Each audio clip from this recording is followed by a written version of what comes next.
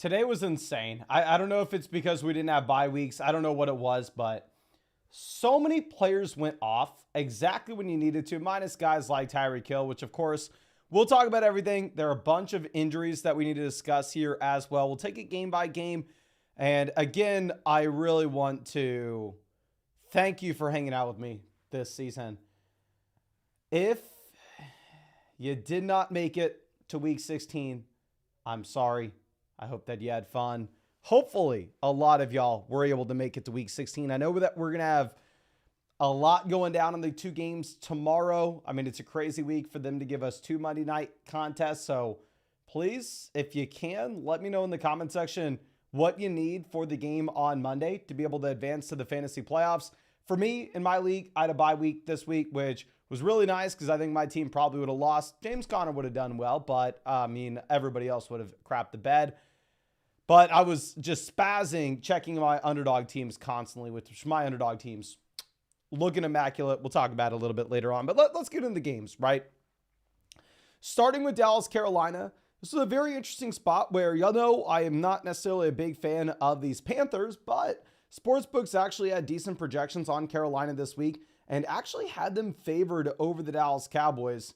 Despite this, you actually do have 25 carries. Oh, we can skip the quarterbacks. You don't start Rush. You don't start Bryce Young. None of these guys matter. Looking at the running back usage, you have 25 carries for Rico Dowdle. The guy remains probably a must-start running back. Of course, no receiving usage, so fantasy points not really popping off the page with only 14.9. But you go through and you look at Dowdle over the past month. You've seen 22, 25, 20, and now 25 opportunities yet again. So, I mean, really, the opportunity is there. I think Dowdle is a locked and loaded RB2 at the very minimum.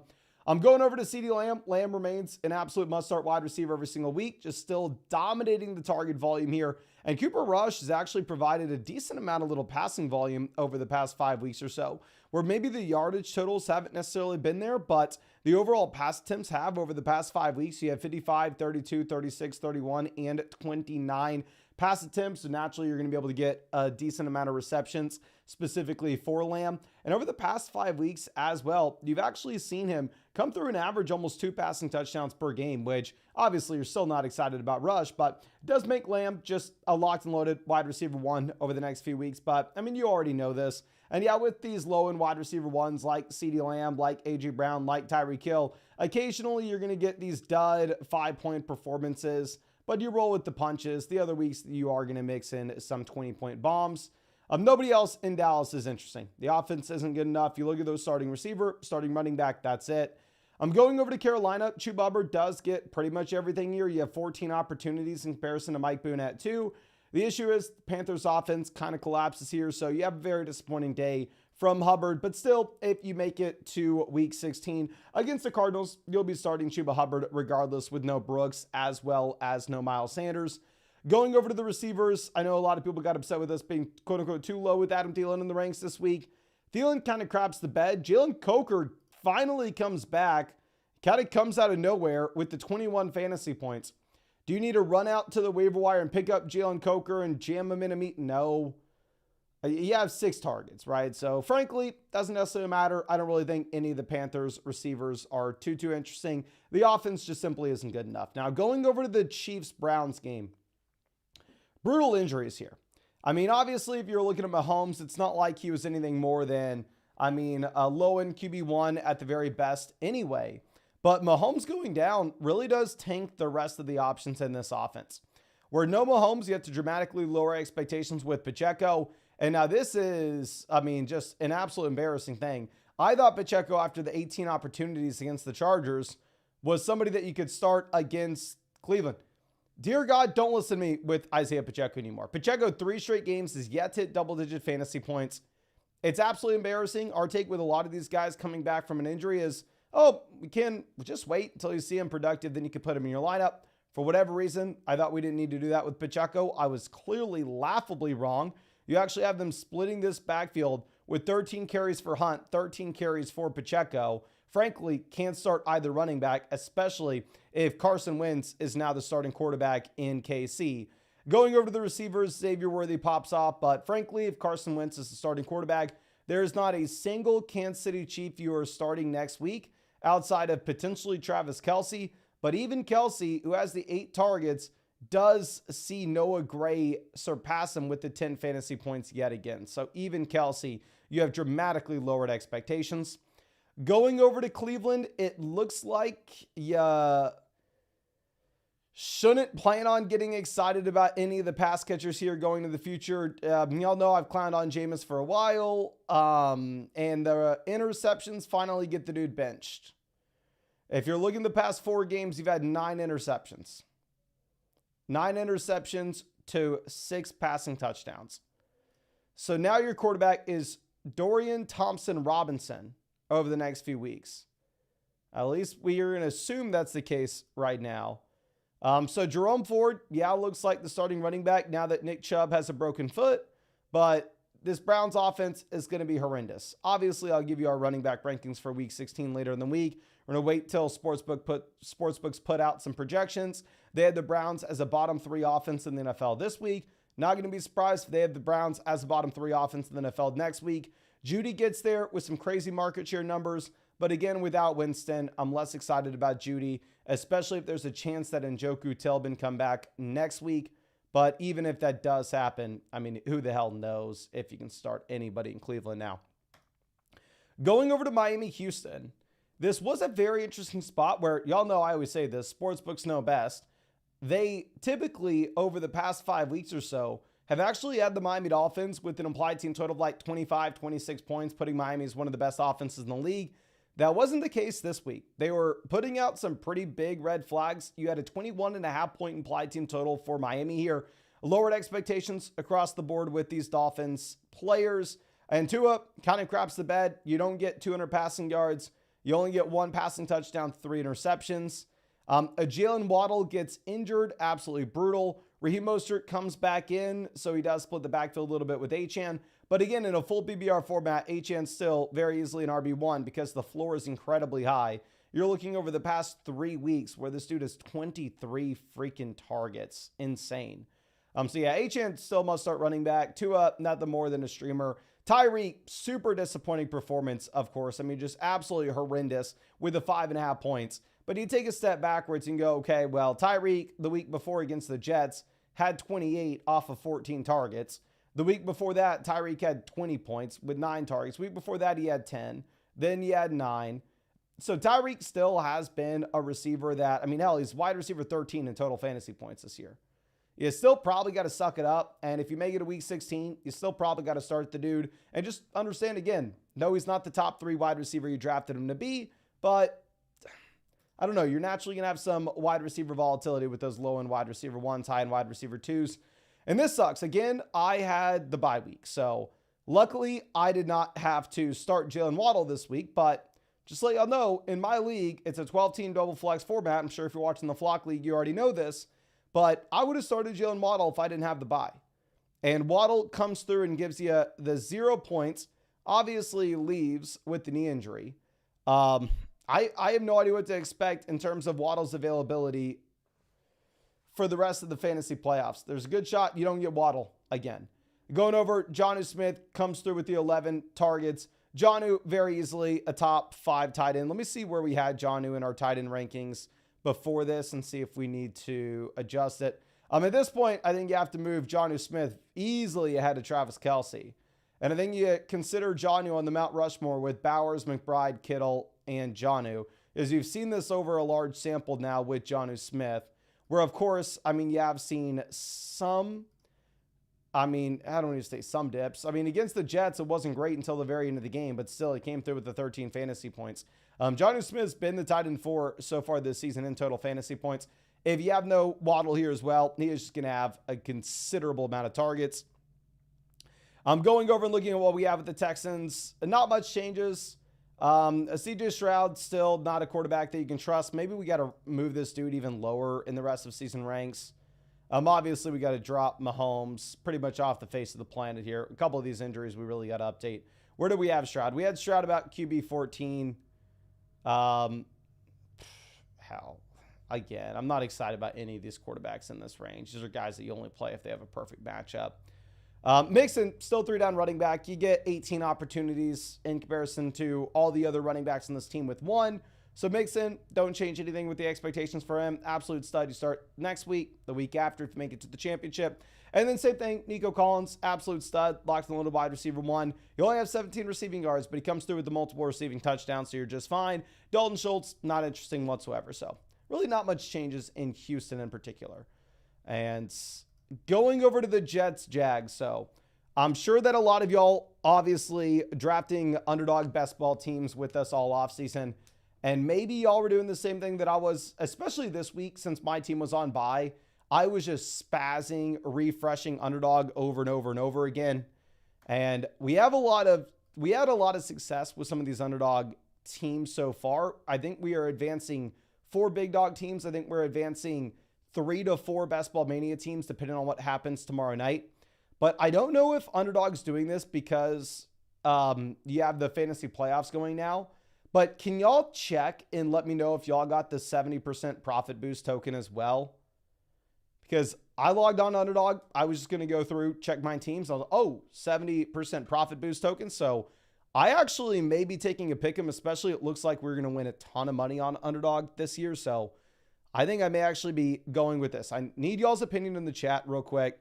So here's the thought process. And again, I have a 70% a profit boost. And maybe y'all do as well. So I'd highly recommend checking.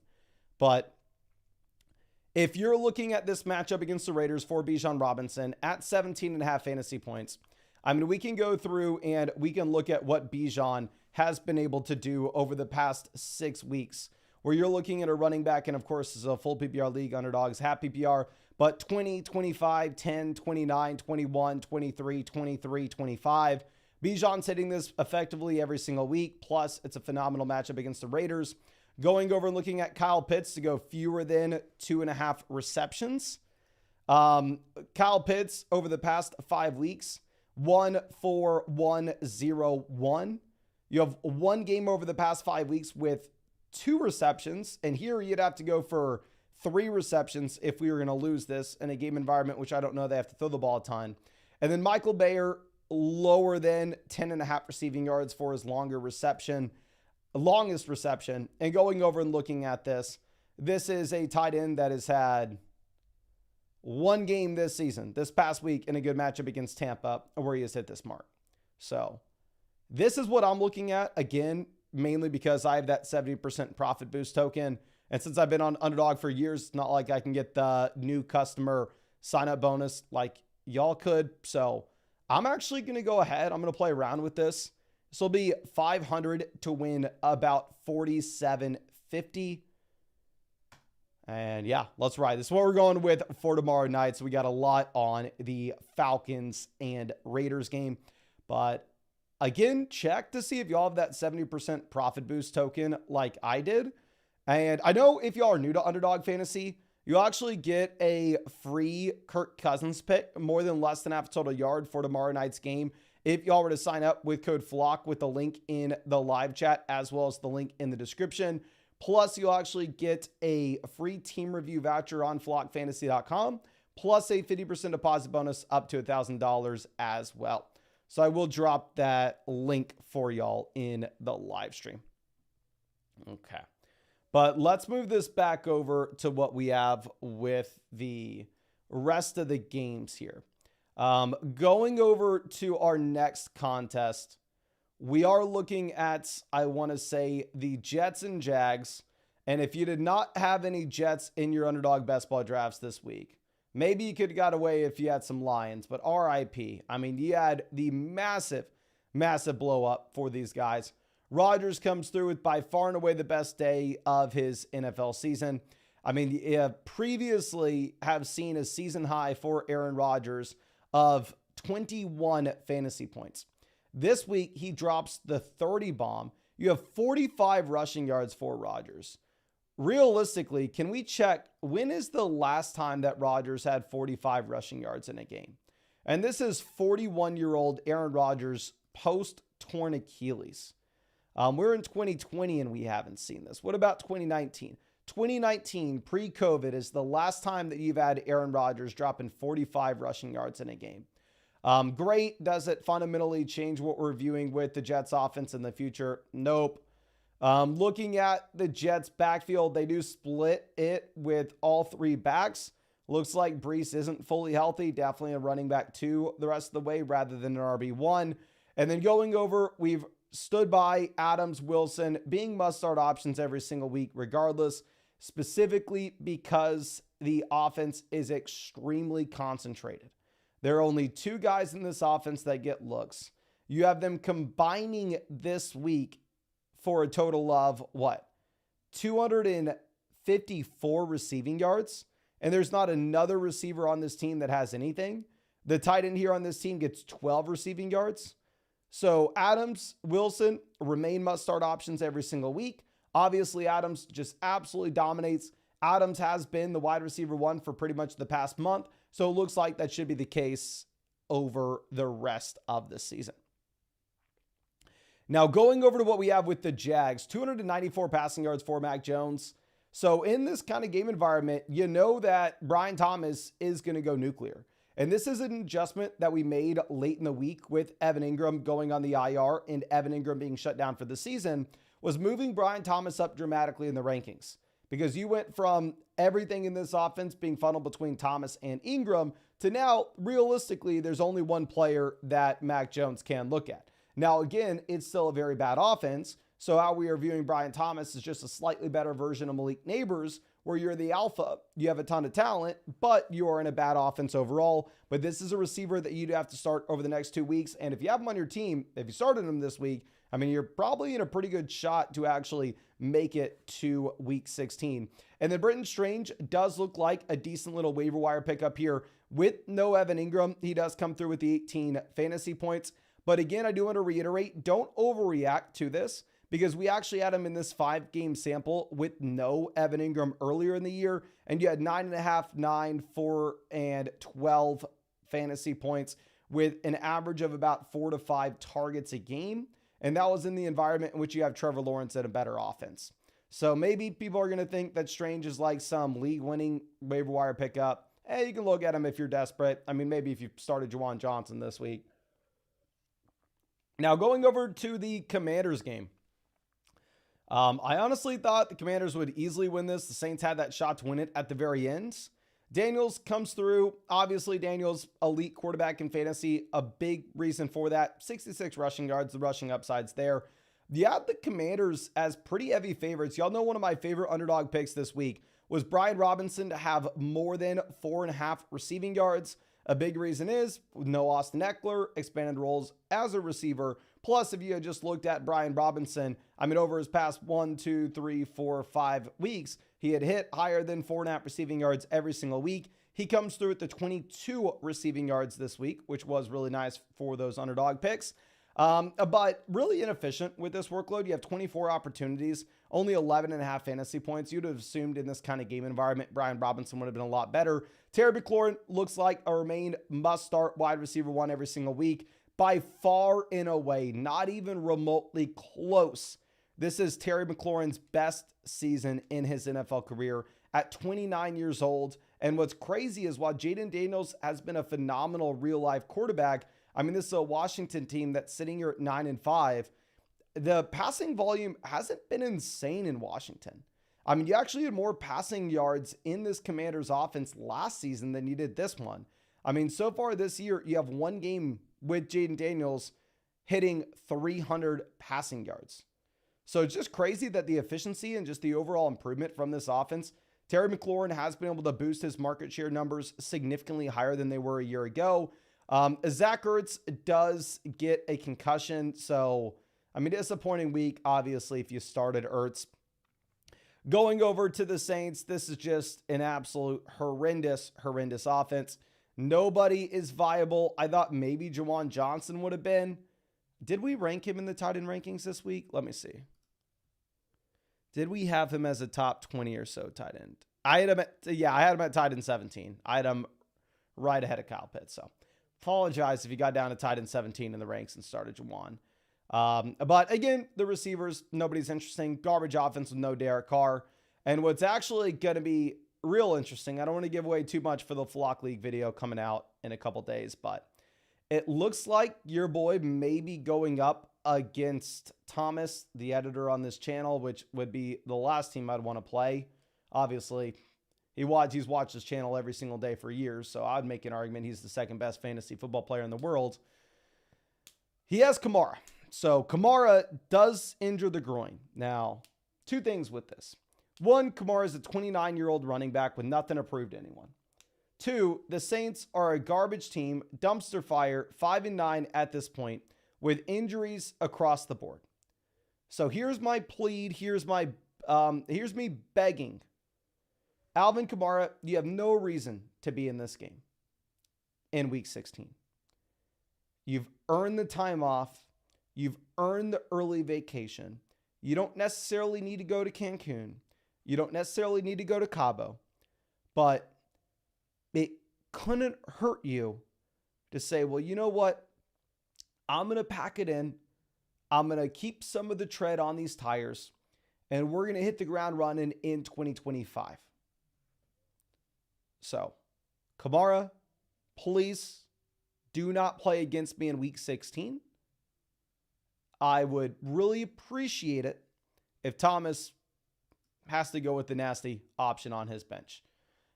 In that instance, Miller is a viable pivot.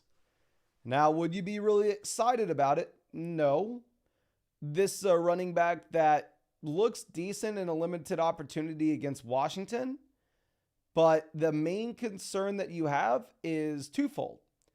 It is a garbage offense, and Miller's not going to catch the ball.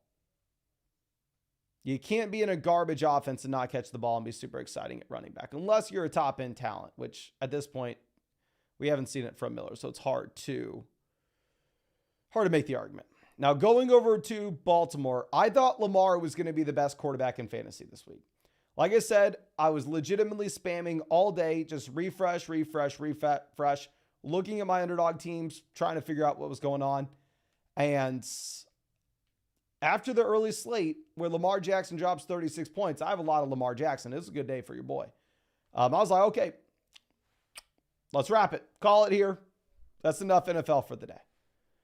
In a game environment in which they were 16.5-point favorites, one, they cover. Incredible. Two, you get to an early lead. I mean, this isn't a real football game. You'd assume that they run the ball over and over again.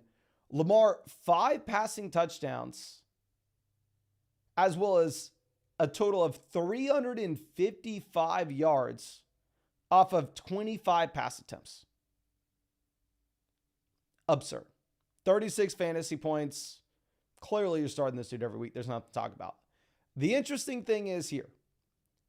The teams relying on Derrick Henry may have got shafted. This was the perfect game environment for Henry. You had a 16.5-point spread on this game. And Derrick Henry comes through and gives you the disappointing 6.7 points. Now, we are slowly but surely maybe ending this season off where my take of Josh Jacobs over Derrick Henry this offseason may not be the worst thing in the world. Now, we'll see. I'm speaking a little too early. But Derrick Henry has not hit 15 fantasy points in a game since week 9. Again, the issue with these running backs that aren't going to catch the ball is if the rushing touchdown's not there, it is a really, really tough scene. Now, Derrick Henry does have a tough matchup against Pitt this next week, but you still start the dude, of course. But maybe he's not the top 3 running back that you were hoping him to be. Now, going over and looking at Rashad Bateman, obviously, you would never pick this guy up in a regular league. Don't go and grab him off your waiver wire to jam him in this next week. In your regular fantasy football format, he makes no difference. This is kind of the cool thing about underdog drafts in particular, because there were a couple teams I had with Rashad Bateman as one of my last picks where this random spike week from Bateman comes through and helps in a big time way. But the issue is you just can't ever rely on this. Bateman has 2 games this season with more than 5 targets. Like, the volume's just simply not there. But you do get the 2 receiving touchdowns, 23 fantasy points. Is this Bateman's best NFL game ever? And obviously, best NFL game ever is maybe a little bit subjective. But if we're just looking at fantasy points scored, Rashad Bateman has never scored 23 fantasy points in a game until this week. So thank you for helping the underdog teams. Don't go out and pick him up. For the love of God, don't lose your mind. Like, are you starting this dude in week 16? No, please. Flowers does lead the team in targets with 7. I mean, if you would have told me, hey, Mason, Lamar has 5 passing touchdowns, 290 passing yards, I'd have assumed, oh, okay, well, Flowers goes nuclear. But, I mean, obviously, more so Justice Hill, Rashad Bateman go nuclear. Tez Walker gets a touchdown. Don't pick him up. Andrews gets a touchdown. Kind of gets saved if you started him. I mean, only 2 targets. And then Justin Tucker, they don't have to ask to kick a field goal. Going over to the Giants. The Giants projected to be the worst offense in the NFL by far this week. This is why we are trying to get off of Tyrone Tracy, pleading and begging for everybody to bench the dude. Because again, the Giants projected not only to be the worst offense in the league, but the worst offense in the league by a wide margin. I mean, Tommy DeVito doesn't last too long until he gets the concussion, and he is out of there. And crazy side note, this is the dude's 2nd season, and the man's 26 already. And for whatever reason, Tim Boyle, Nathan in the Flock League chat said, like, how the hell is this guy still in the NFL? And it's a good question. Tim Boyle walks himself in here and maybe is the Giants quarterback this next week. Like, when's the last time we saw Tim Boyle start a game? Ooh, this was cool. Back in week 11, we had 23 pass. Back in week 11 of 2021, we had 23 pass attempts for Tim Boyle. With those 23 pass attempts, you had 77 passing yards, 2 interceptions to 0 touchdowns. Absolutely horrendous. In this season, you had a total of 3 passing touchdowns to 6 interceptions. I mean, let's see what you had in 2020. Like, how is he in the NFL? But regardless, if this is your dude in New York this next week, I think you run back the same playbook.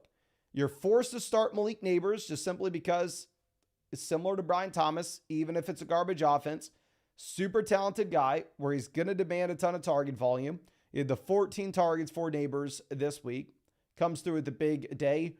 I would have rather it not happen. Obviously, I faded Neighbors in underdog drafts this year. But yeah, I think Neighbors is really the only guy you can start. I'm not trusting Tyrone Tracy. Again, we called it back after, and oh my gosh, can y'all please apologize to me? I know y'all like to clown on me, but come on. Y'all clowned on me so hard for calling Tracy a sell-high candidate after he drops 23 points against Pittsburgh on prime time.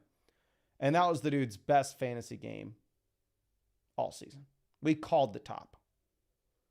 And what we said then, and what I'll reiterate now, is you can't start a touchdown or bust running back in a bad offense because the touchdowns won't be there. Now going over to Cincy, Tennessee. So if you would have told me Mason can get 37 points from the Cincinnati Bengals, I'd have been like, oh, damn. I guess maybe this is another 40 bomb from Jamar, but nope, actually doesn't happen. You actually instead get the Cincy defense coming through with the touchdown.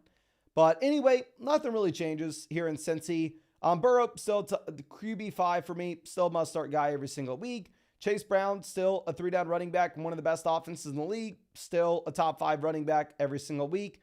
Jamar Chase, T. Higgins, still must start guys every single week.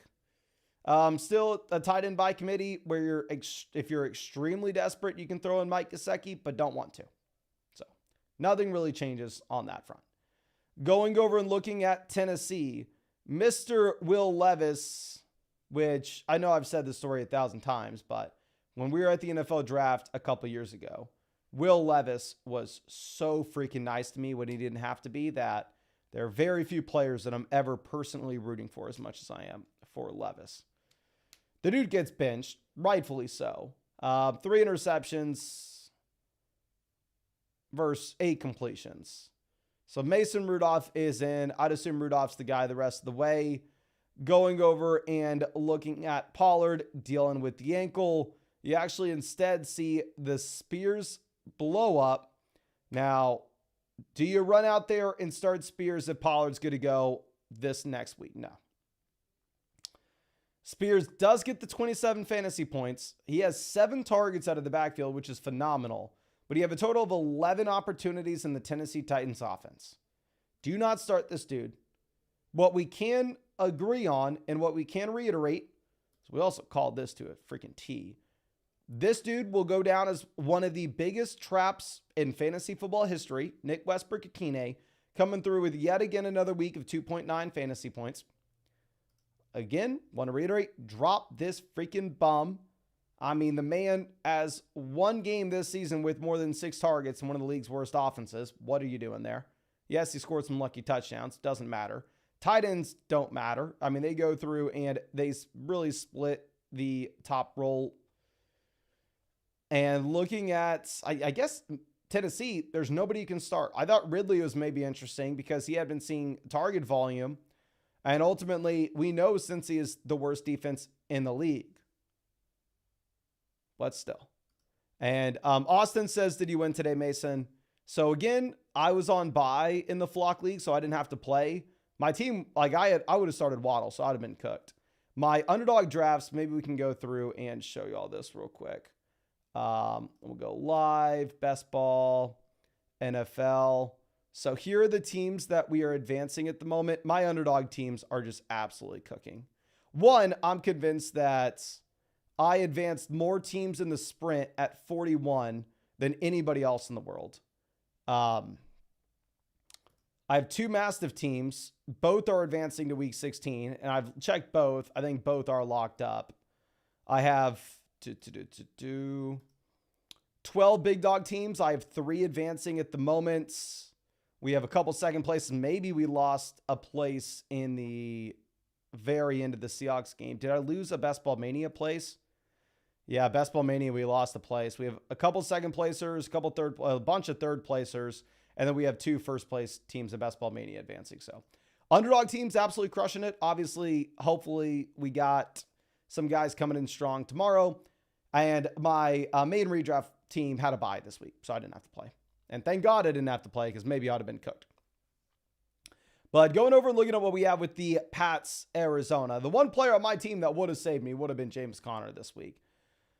But looking at this, Drake May comes through with 18 fantasy points. May, again, you do have the sneaky rushing upside. So May still is definitely a viable streamer where if you're looking over the past month, you've had 3 games with at least 18 points. Going over and looking at the running backs. Do I really have to freaking start Ramondre Stevenson in week 16? He's going up against Buffalo. I'm not doing it. Now, of course, a lot will come down to the injuries that my team suffered this week. But for the love of God, if you can't avoid it, do not be starting Ramondre Stevenson. Don't be starting any option in this Patriots offense, including Drake May next week against the Bills in a brutal matchup. The Pats, it's not viable in fantasy. May looks good from a real life perspective, though. Now, going over to Arizona, I'm sorry. Kyler Murray and the Arizona Cardinals had a 26-point implied team total. They are projected to be the, I want to say, 5th highest scoring offense in the NFL this week. I thought Kyler Murray was a viable play, and Kyler Murray comes through with the 10 fantasy points. Over the past 5 weeks, Kyler Murray only has 3 games with 15 or more points. This is a game environment in which the Arizona Cardinals win relatively easily. They drop 30 points on the board, but it comes off the back of a 30 bomb from James Conner. And I'm really hoping Conner can replicate this in week 16 against Carolina because it's when I'm going to need him. Yeah, James Conner is going to be an RB1 in our rankings next week. Going over to the receivers, Harrison had been giving us a nice little trend where you had the down performance of 5 points, the up 23, down 3, up 16, down 7, up 17, down 9. And then on that little trend, you're like, oh, okay, maybe he comes back up. Nope, does not. And again, I want to reiterate, Harrison is a really perfect example of a touchdown or bust player where you're looking at games in which he has a touchdown, you get double-digit fantasy points. However, there has not been a single game this season where Marvin Harrison did not score a touchdown where he hit 10 fantasy points. Week 1, 1.4. Week 5, 5.6. Week 6, injured. Week 7, 5.1. Week 9, 3.4. Week 12, 7.7. Then 8.9, 5.2. So really can't consistently rely upon Harrison here in particular. The only guy that you can rely upon as a pass catcher is going to be McBride. You get the 10 targets, fourth straight week of double-digit targets. What is insane here is looking at McBride as the tight end 3 so far this season in total fantasy points. May even go higher than this after this week. The dude has 0 touchdowns. I got to get out the calculator and try to compute all this, but we're too deep into the season. Take too much time. But just look, 10, 14, 12, 15, 5, 4, 11, 7, 8, 9, 6, 6, 9. Out of all those weeks, 0 TDs. Now, there are some players, of course, that naturally run low with their touchdown rate over time. You can go through and you can look at that maybe with somebody like Dallas Goedert, who just simply does not score. Maybe Trey McBride isn't going to be a high touchdown scorer at any point of his career, but we know touchdowns are extremely volatile, and what you want to chase is underlying volume. So McBride is probably, he's definitely tight end 2 in rankings next year, only behind Bowers. But obviously he's tight end 2 right now. Maybe tight end, where did we even have him? Do we have him tight end 1 in our rankings? He's either tight end 1, tight end 2. Yeah, we have Bowers at 1 at the moment, but again, it realistically is just going to be up to you. And I wish more than anything in the world that I was drafting McBride all offseason and not freaking Laporta. But Laporta kind of saves us. Maybe that's one of the reasons we absolutely crushed on Underdog today. But going over and looking at this for the Colts Broncos. A-Rich, horrible real life day, multiple interceptions. 172 passing yards off of 38 completions. I don't want to overreact. This is Anthony Richardson's first season starting. But is there a possibility that the Colts bring in another quarterback for some competition next year? Anthony Richardson this season, 7 passing touchdowns to 9 interceptions.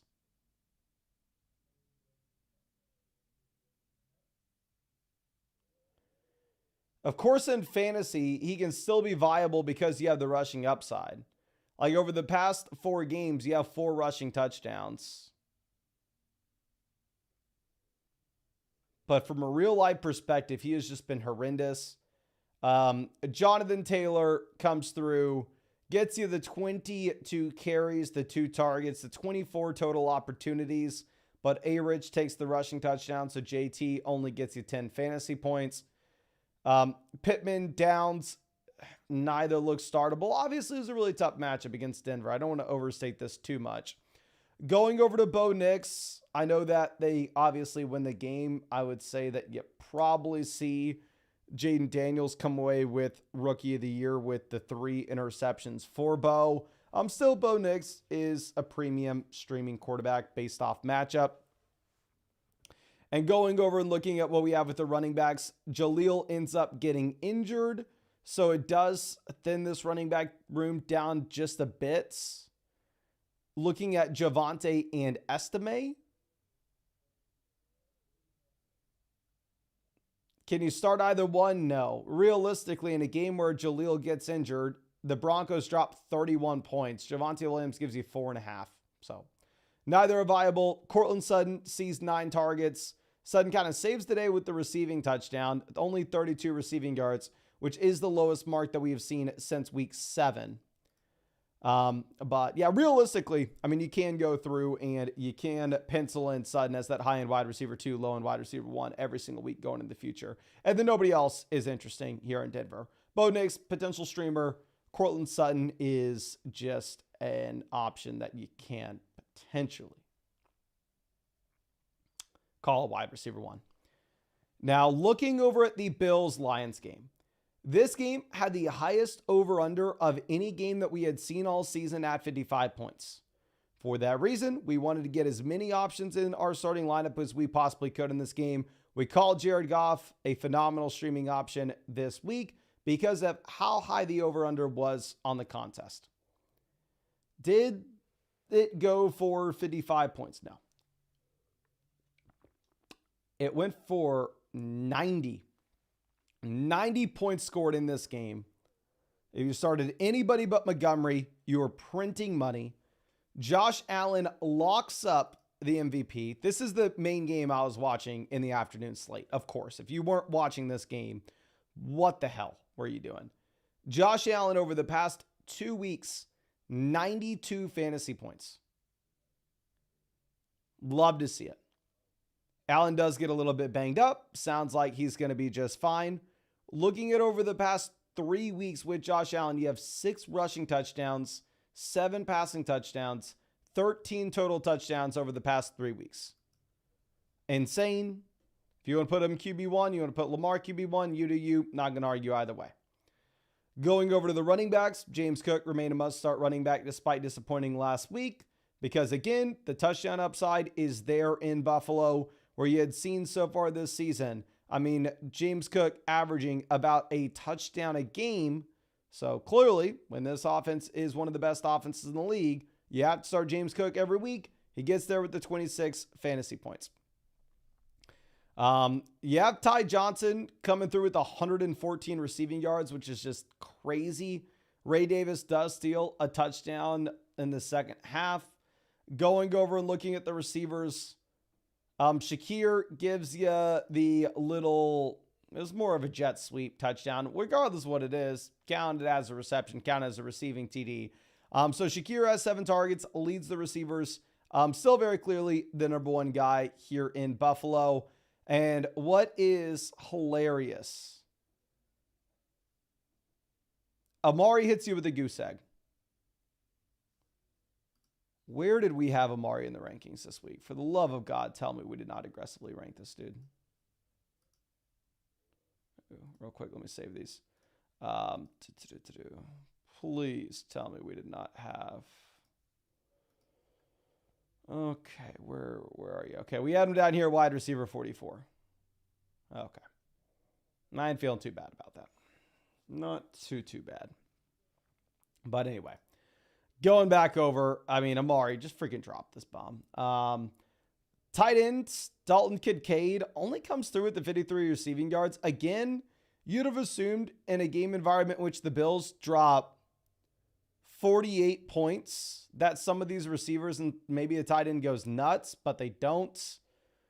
I see people saying in the chat, do we put some respect on Khalil Shakir's name?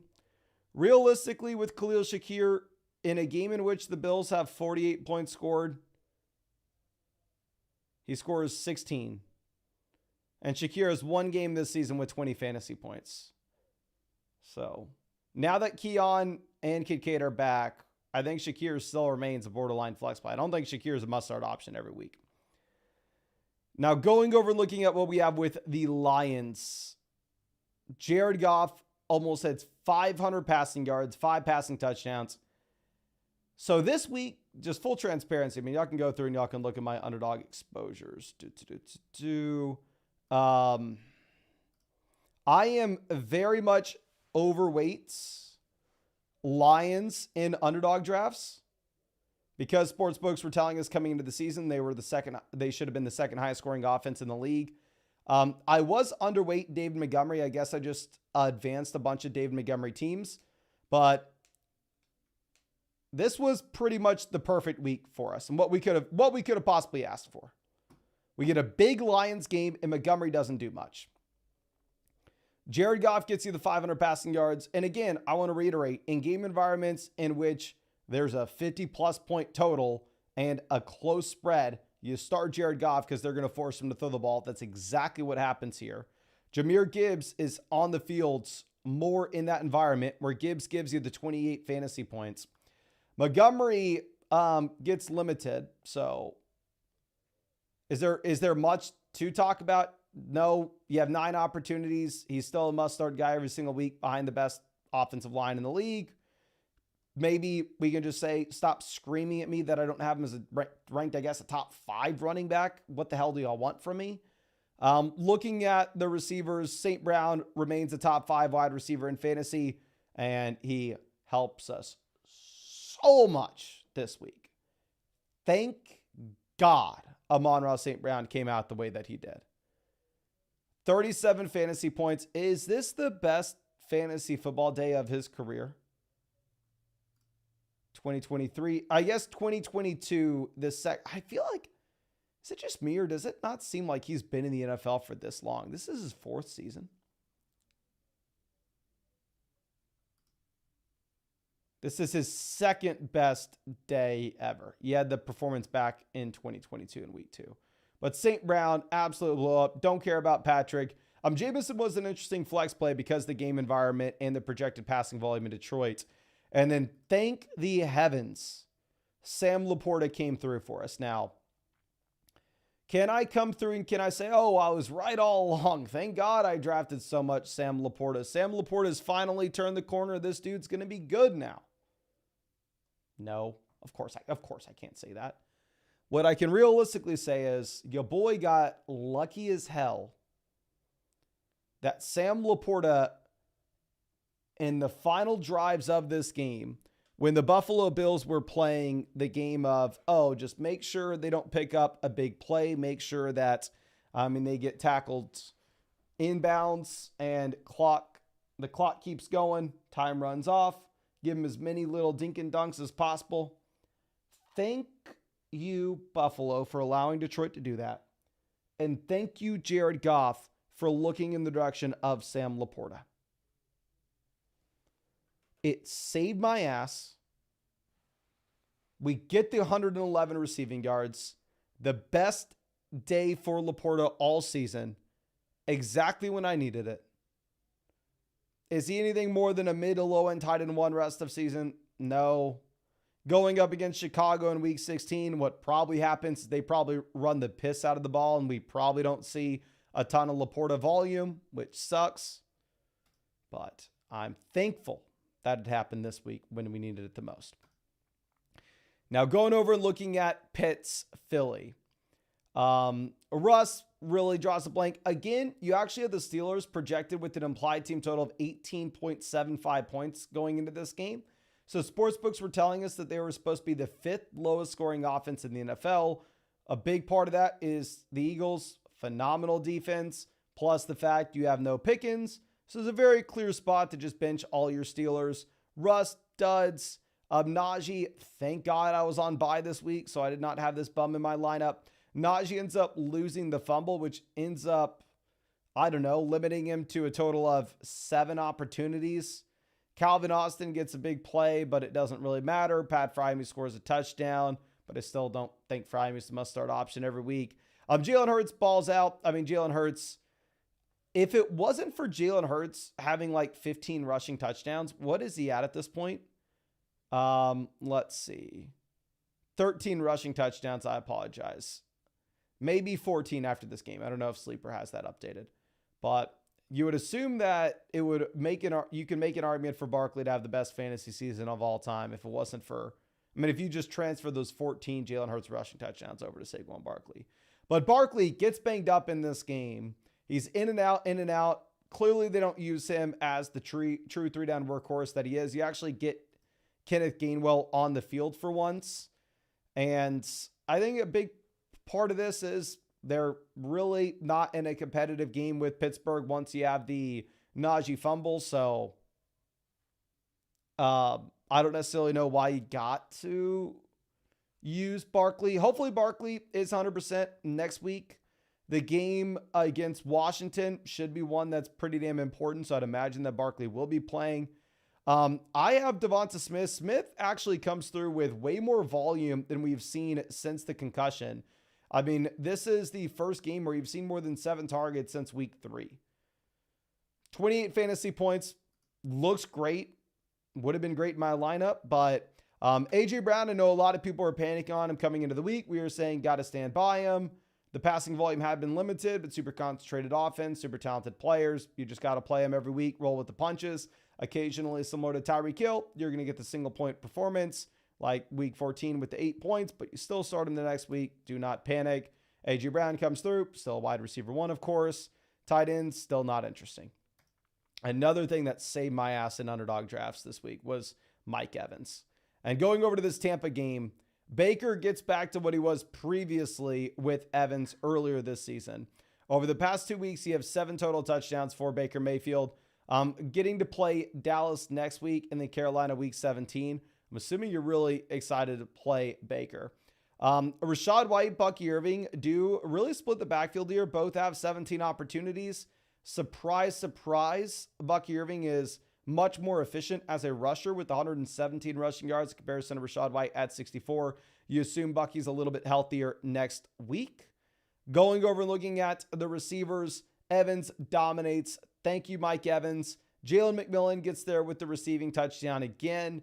This back-to-back games with a receiving touchdown for McMillan. He has 7 and 6 targets. Do not start this dude in week 16 against Dallas. Don't overthink it. K-Dot only have 4.5 fantasy points. So now that you have Mike Evans back in this offense, the target volume has fallen off a cliff for K-Dot officially. Going over to the Chargers, absolute dud of a game. Super disappointing. I mean, Ladd McConkey gets there with the receiving touchdown. Quentin Johnston helps some of my underdog teams. I'm sorry we keep talking about that, but this is the first week all season where I've just been spaz refreshing my underdog team, seeing how they're doing. Obviously, a lot of money on the line this time of the year. The receivers get there. The running backs are absolute garbage. For the love of God, don't start either Edwards or Vidal. You can drop them if you want. Smart comes through and you get the 6 targets. I know some people were looking at him coming into this week as a potential streamer, but in a game where Herbert craps the bed like this, nobody's going to be super exciting. Going over to the Packers and Seahawks, you end up getting the Geno Smith injuries. Sam Howell looks horrendous. I didn't think we were going to get a Zach Charbonnet touchdown until he took one on the edge in the second half, which kind of saved us, but the game was already out of hand. I know maybe some people thought I was going to bring him back. Hey, we're getting off the rails here. Jordan Love, still just a streaming quarterback. Nothing changes. Josh Jacobs, maybe slowly but surely making our call of him over Derrick Henry coming into the season not look like the worst thing in the world. They get yet again a 20-point performance from Jacobs. Since week 7, you only have 1 game from Josh Jacobs with fewer than 20 fantasy points scored. Locked and loaded 3-down back in one of the league's best offenses. Going over to the receivers, Romeo Doubs gets there with multiple receiving touchdowns. Jaden Reed, yet again, another game with 6 targets. You have 1, 2, 3, 4, 5, 6, 7 games now this season out of a total of 14 for Jaden Reed, where the dude has 6 targets exactly. But realistically, none of these pass catchers in Green Bay can be trusted. Target volume is spread out. It's a rush first offense. I'd rather bench every Green Bay receiver if you can. Going over to Seattle, pour one out. The offense is just incompetent with Sam Howell under center. 14 pass attempts to 5 completions, 24 passing yards, and the interception. I think Green Bay had like 7 sacks in this game. Can we see? Yeah, Green Bay 7 sacks in this game. I was just making sure I heard that right when they were announcing it. JSN, clearly the wide receiver 1 in this offense. I mean, he has been out producing Metcalf, but at the same time, Metcalf had actually seen more target volume over the past few weeks. But JSN draws the 12 targets here. Metcalf, I don't know if either of these guys will be startable this next week. Realistically speaking, if Geno Smith misses week 16 against Minnesota, week 17 against Chicago, and what world can I start DK Metcalf? Like, can I go through it? Can I look at my team? Let's do this together real quick. Obviously, I'm going to change some things. One, also, if you were on bye this week, I highly recommend you should have put all your players on your bench. Okay, but let's figure out how the hell am I going to submit my starting lineup? Say we have no Waddle this next week, and we have no Geno. I don't want to start DK. We can't start Waddle. I'm not putting Kincaid in the flex, of course. So Devonta Smith would be in here at wide receiver. Would I have to put Najee and Ramondre in the flex spots?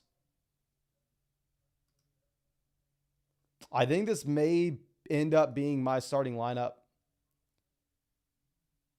in week 16, which for the love of God, I hope it's not. But I mean, it is extra. Like, how could anybody possibly rely upon DK Metcalf at this point? But JSN, obviously a different story, where JSN actually does look viable. Looks like the clear wide receiver one, but with much, much lowered expectations with no Geno in this offense. But dear God, this live stream has been going on for almost an hour. Please let me know in the live chat. Please tell me good news. Give it to me straight.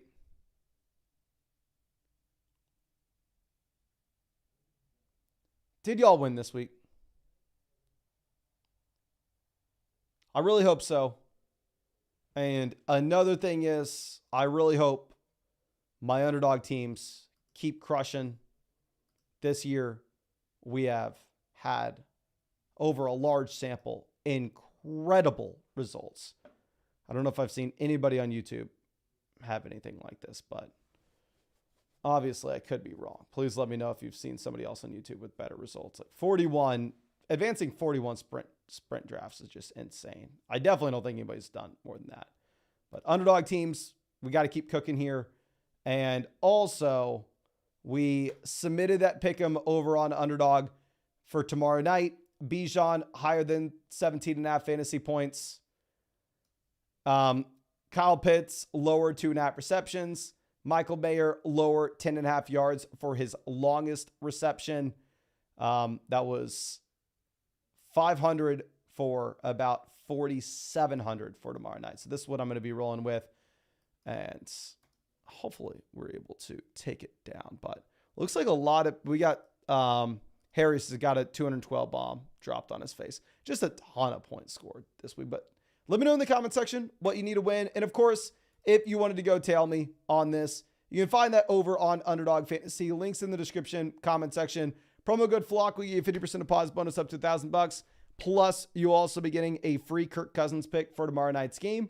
More than less than half a total yard. While at the same time, you'll be getting a free team review in the live streams we're doing every night. But thank you again, ladies and gentlemen. I really do appreciate you. Really, really hope you won this week. And I'll probably stream after the game tomorrow night, but I'm not going to be uploading rest of season rankings as videos. I'll upload them on the site, but they're just not that useful at this time of year when you only have 2 weeks left.